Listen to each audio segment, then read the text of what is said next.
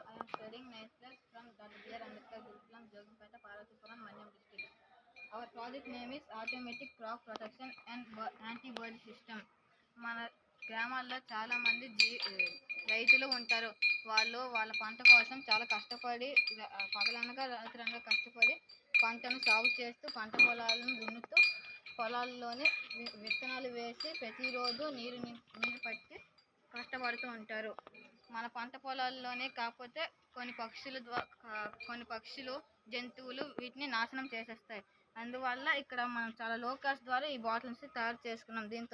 దీనివల్ల ఏంటంటే ఉపయోగం, మనకి జంతువులు ఇవి మన మద్యం సేవిస్తారు కదా, వాళ్ళు ఎక్కడ పడితే అక్కడ పరిచయడం వల్ల మన జంతువులు గట్రా హాని చేయడం వల్ల ఇవి ఇరిగిపోయి గాజు పెంకులు గుర్తీసి అవుతుంది. అందుకని మేము చాలా లో కాస్ట్తో తయారు చేసాము.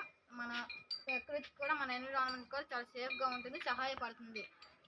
దీన్ని మనం ఆటోమేటిక్ క్రాప్ ప్రొటెక్షన్ యాంటీబర్డ్ సిస్టమ్ అంటాము. ఇది మేము చేసింది.